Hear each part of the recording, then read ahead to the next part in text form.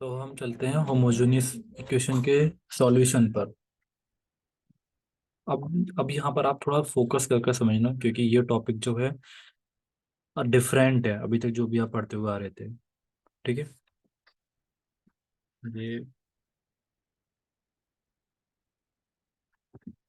अब और इसकी नीड क्यों पड़ी है मैं आपको वही बताता हूँ। और मैट्रिक्स का मेनली रोल क्या है, अभी तक आप मैट्रिक्स क्यों पढ़ते हुए आ रहे थे, डिटरमिनेंट क्यों पढ़ा आपने, वो सब कुछ यहीं यहीं पर ही आकर मतलब फिनिश होता है कि हमारा मेन टारगेट क्या था मैट्रिक्स को पढ़ने का।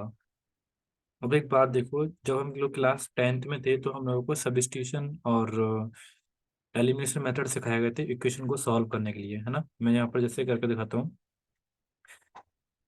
एक मिनट, काफी जरा ये तो लार्ज हो गया।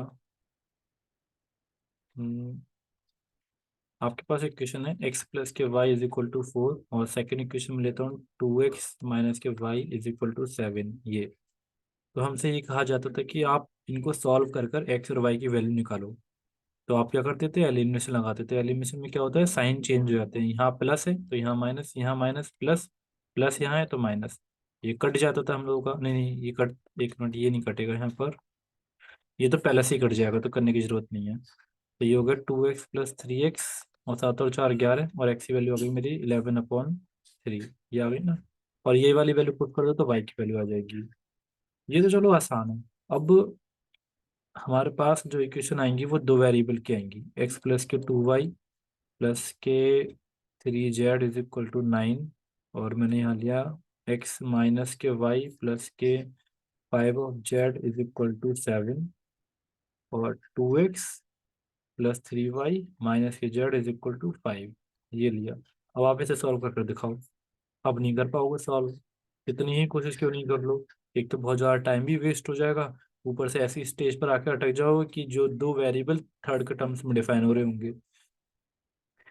तो अगर हम इन्हीं इक्वेशन को मैट्रिक्स की हेल्प से सॉल्व करें ना, तो ये बहुत जल्दी सॉल्व हो जाएंगी। लेकिन बस उसका फंडा समझ में आना चाहिए आपको कि फंडा क्या लगेगा उसके अंदर। अब आपको दिखाते हैं कि सॉल्व करना है तो करना कैसे है। पहले तो आप ये समझो कि ये जो इक्वेशन है, इस इक्वेशन को अगर मुझे मैट्रिक्स के फॉर्म में लिखना है तो मैं कैसे लिखूंगा यहाँ पर। अब ये यहाँ से आप क्या करो, सारे के सारे नहीं कोफिशिएंट निकाल लो।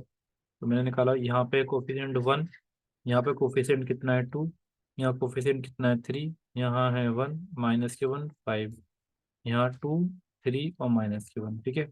और यहाँ पे कितना है एक्स वाई और जेड, और ये हो गया 9 7 और 5, ऐसे कर कर। ये आप पहले बनाना सीख जाओ कि हम इक्वेशन से मैट्रिक्स कैसे फॉर्म कन्वर्ट करते हैं।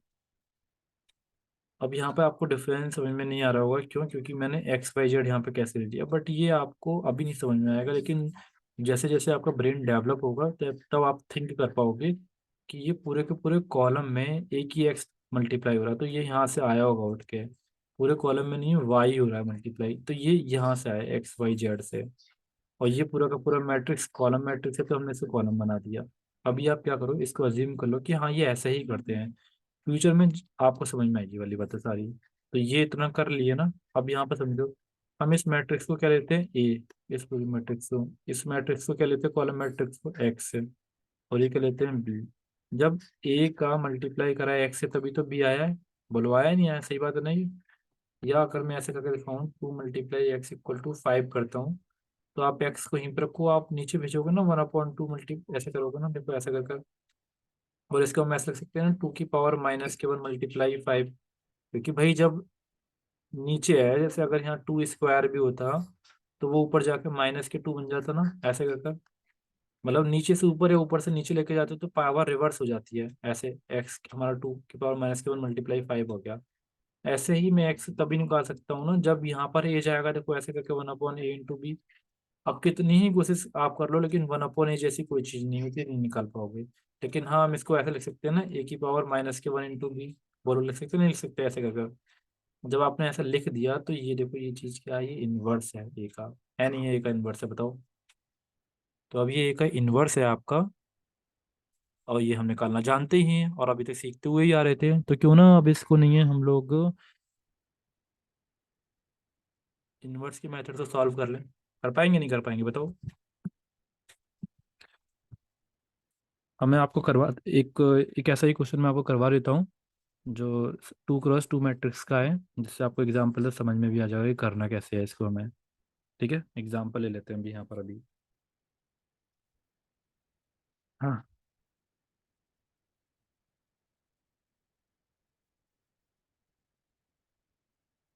ये एग्जाम्पल ले लेते हैं। तो हाफ ऑफ द साइज।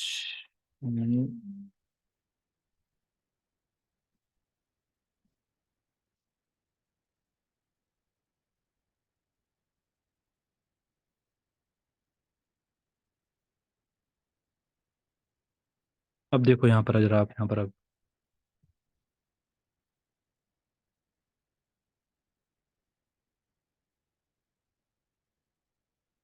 अब हमारे पास जो इक्वेशन रखी है ये, अब हमारे पास ये इक्वेशन हमें लिखनी पड़ेगी। x + 2y = 4, और ये होगी 2x + 5y = 9 ये। तो अब यहाँ से आप पहले ए मैट्रिक्स बना लो। ए मैट्रिक्स कितनी होने वाली है मेरी यहाँ पर? 1 2 2 5। कोफिशिएंट लिख लिए। एक्स मैट्रिक्स कितनी होने वाली है मेरी? एक्स और वाई, क्योंकि दो ही कोफिशिएंट एक्स वाई। और बी मैट्रिक्स कितनी होने वाली है? ये हो गया 4 और 9, है ना। अब ए x = बी है, ये आपको लिखना पड़ेगा। तो x = A 1 बी हो जाएगा। सॉरी सॉरी, x कितना आ जाएगा हमारा? A 1 B. अब एक बार बताओ, A 1 तो अब निकाल लोगे ना? अभी तक इससे पहले वाली वीडियोज में क्या करते आ रहे थे हम लोग? इनवर्स से निकालते हुए आ रहे थे। अब मैं इनवर्स से बार बार नहीं निकालने वाला। अभी यहाँ पर टाइम वेस्ट हो जाएगा, वीडियो भी काफ़ी बड़ा हो जाएगा। तो मैं यहाँ पर क्या करता हूँ अभी, A 1 की वैल्यू डायरेक्ट पुट कर देता हूँ। जो आपके आने वाली है, आप लोगों की जो बुक में एक क्वेश्चन दे रखा है, मैंने वहीं से निकाला है। तो आपका A 1 आएगा ये 5 - के 2 - के 2 और 1, ये आएगा। और 4 - 9 चली जाए मेरे पास। अब आप क्या करो, इसका मल्टीप्लाई कर लो इसमें, तो ये हो गया 10। 5 × 4 = 20, -के 18, -के 8, +के 9। 20 में से 8 गए, 2 बचे, और ये बचा 1 हमारा प्लस का। अब ये एक्स की इक्वल है, और एक्स मेरा क्या है? एक्स वाई है। तो ये वाला एक्स इसके इक्वल हो गया, ये वाला वाई इसके इक्वल हो गया। तो एक्स बराबर के तो हो गया 2, और वाई बराबर के हो गया मेरा 1। समझ में आया नहीं समझ में आया? है ना। अब इसी के ऊपर क्वेश्चंस कर लेते हैं।